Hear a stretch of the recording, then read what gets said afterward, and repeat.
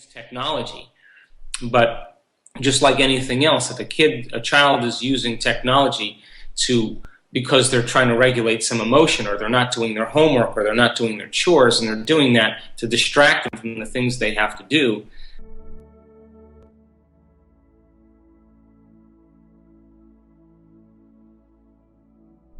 I'm your host, Dr. Joe Dispenza. Let's begin. There's another topic that I know that you sometimes talk about that I would like to talk here about, which is related to the video gaming and the texting and the computer and all that. There's a lot of kids that use it, and we use it as adults. What does that do to the brain? Well, one of the things that the studies have shown, that when a person is video gaming, or they're multitasking, or they're computer gaming, and they're blowing up people, or they're breaking through walls, or they're shooting people, or they're accomplishing a certain level, that the pleasure centers in the brain become stimulated. In other words, there's a gigantic release of dopamine in the brain. And that burst of dopamine stimulates the pleasure centers, and that rush of chemistry begins to wake the brain and body up. And so the person then over time begins to become looking forward to that feeling. But what happens in the brain is, as you keep stimulating the dopamine centers, the cells begin to become desensitized. So it requires more dopamine to turn them on again. So the pleasure centers start beginning to recalibrate to a higher level. And so every time they play, you have to play a little longer. You have to change the game to get the same rush. Now, when that happens, then children then, in the absence of that stimulation, can't experience pleasure from anything. So you say to the child, hey, take your dog for a walk, or hey, let's go watch the sunset, or why don't you go visit your grandmother, an elder, and they're going to say, how boring, because that's not going to turn their brain on to get that rush.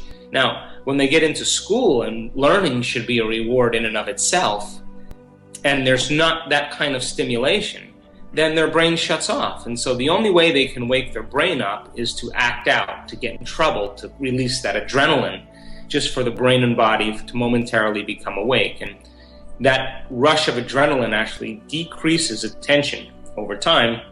And now we have a culture that's pleasure-seeking, completely dependent on the emotional rush.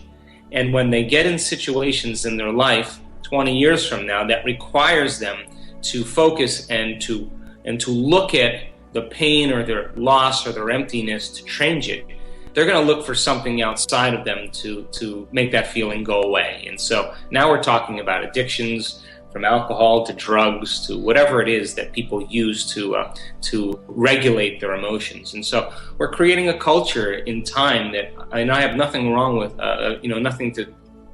but just like anything else, if a child is using technology because they're trying to regulate some emotion, or they're not doing their homework, or they're not doing their chores, and they're doing that to distract them from the things they have to do, then in time they're going to wind up in trouble. You take a child and you have them complete their homework, finish everything, do all their chores, get everything organized, they're less prone to even want to play, because they feel good about themselves, and that feeling overrides that other feeling. And so those receptor sites over time begin to become desensitized. It's like living with a spouse that always yells at you. They have to yell a little louder to get your attention. Well, the receptor sites on the cells are the same way. And when we become pleasure-seeking, in the absence of that stimulation, we can't find pleasure from anything. So what are some of the things that parents can do with their kids to stimulate them, or to have them do something else than gaming and computer? Well, there's a few things. Number one thing, I have 3 children, and every one of my kids do something in nature. That's the rule. My oldest son is a big wave surfer. He lives in California. He surfs. My daughter's a rock climber. My other son is a sailor. And they spend time in nature, and they respect nature. They respect currents and the waves and the wind. They respect the sun and the temperatures. They love getting out in nature and experiencing, the vastness and the beauty of it. And so getting out in nature causes us to go from a narrow focus of computer technology to an open focus, and the brain literally recalibrates itself in terms of brainwave patterns when we go into open focus. Next, with parents, we used to do a 5-second rule. That means that if your child is playing with a technology or a game and you say, "Excuse me, Lilu, dinner's ready," and then you count backwards from 5, or you ask them a question, you count backwards from 5, if they can't stop the game and turn and address you, then they're addicted. And that's when the game ends. So to be able to have a child break from the game is also an important factor. And there's been research studies that show they were paying children to stop the video game every time they rang a bell, and none of them could stop it. The other thing, of course, is don't make video gaming something that you do first. Make it something that you do after you complete all of the tasks that create self-esteem. Now, once you develop enough things that create a sense of esteem or a sense of self, then they're less prone to use it because they're trying to fill in that emptiness or that lack that they can't find. Because there must be an emotion or something natural that could compensate such an external technology as such an addiction, no? Oh, absolutely, absolutely. And this, by the way, is really changing our youth. It's unfortunate, but it's changing our youth because, children are amazing with technology. You know, my children can get on any phone, any computer, and navigate way better than most adults. The problem is that they still have other skills that they have to develop: eye contact, communication, social skills, manners, compassion, completing cycles of action.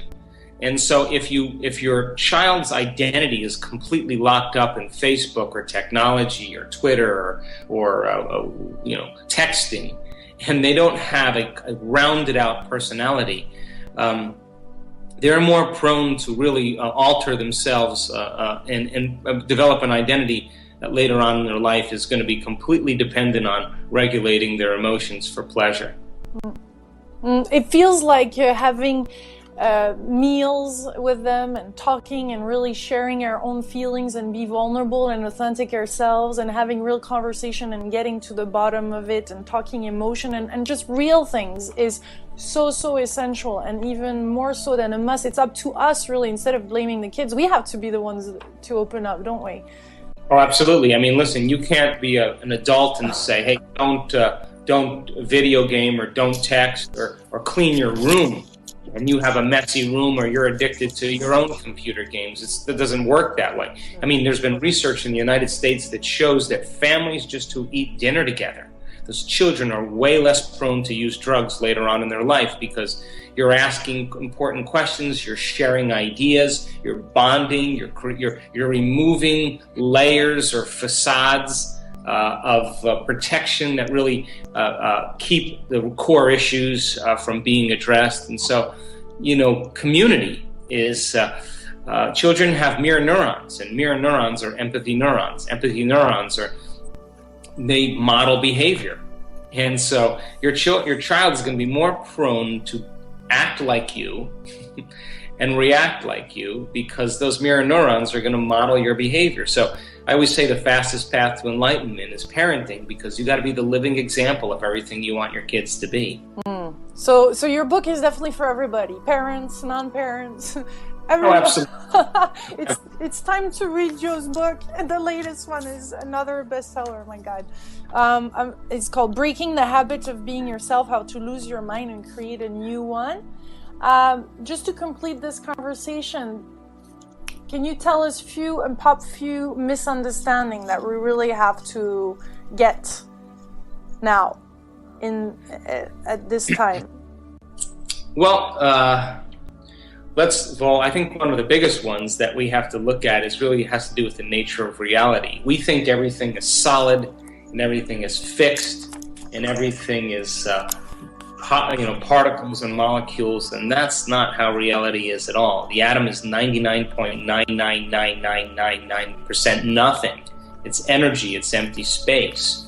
But our observation matters in collapsing, the waves of possibility into reality. And so if we live our life from the same level of mind, we're so powerful as the quantum observer in our life that we keep everything the same. And so creating a new level of mind and observing reality from that mind, and beginning to make an effort to open our hearts and to be vulnerable and to be willing to let down the survival emotions that protect us from the unknown. It gives us permission to experience the unknown. So reality is not static, it's not solid. We are participants in the dream, and when we change our mind, the dream changes.